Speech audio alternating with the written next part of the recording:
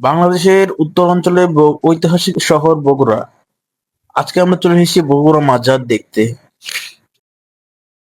বগুড়া মহাস্থান মাজার শুধু মাজার নয়, এটি মানুষের বিশ্বাস, প্রার্থনা ও চেতনাকে জাগিয়ে দেওয়ার মতো একটি জায়গা। দূর দূরান্ত থেকে এখানে মানুষরা আসে, কেউ তাদের মনের বাসনা পূরণের জন্য, কেউ বা মনের শান্তির জন্য।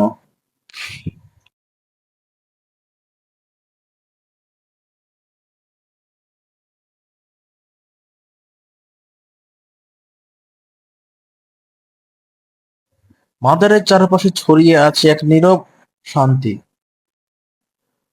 এ যেন শুধু অনুভব করা যায়।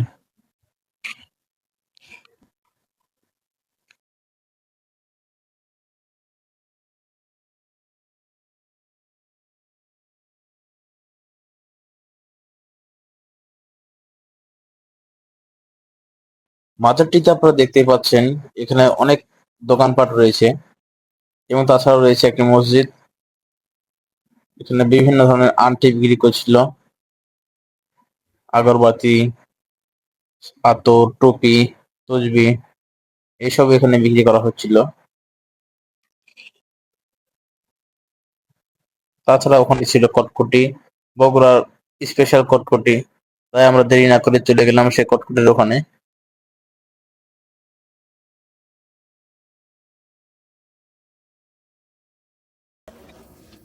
আসসালামু আলাইকুম। ওয়ালাইকুম আসসালাম রহমতুল্লাহ বারাকাতুহু।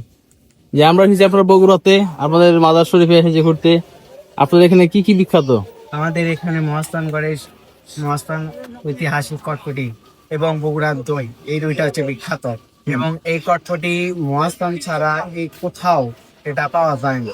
এটা এটাকার ঐতিহ্য এবং এটা সবাই তৈরি করতে পারে না, এই মহাস্থান অনুষ্ঠান। আপনার এগুলোর প্রাইস কেমন? আমাদের প্রাইস আছে, ঘিয়া ভাজা আছে এবং ডালডা ভাজা আছে। আপনার ঘিয়া ভাজা আছে 220 টাকা এবং ডালডা ভাজা আছে 180 টাকা। আর তেলে ভাজা আছে আপনার 160 টাকা। এগুলো কেজি নাকি পার কেজি? কেজি ভাব।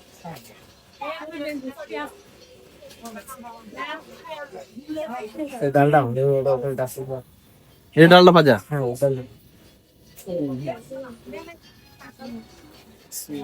ওটা ঘিয়া ভাব। এটা ঘিয়ে ভাজা। না, এটা ঘিয়া, এটা ঘিয়ে ভাজা। এটা ঘিয়া।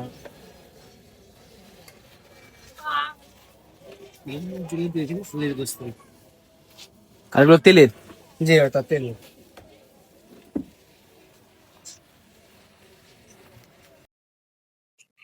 মহস্তাঙ্গর মাজারে এসে যদি কটকটি না নেন তাহলে মিস করবেন। এখানে কটকটি স্পেশাল এবং বিখ্যাত। ভিডিওটি যদি আপনাদের ভালো লেগে থাকে অবশ্যই আমাকে ফলো করতে এবং লাইক, কমেন্ট, শেয়ার করতে ভুলবেন না।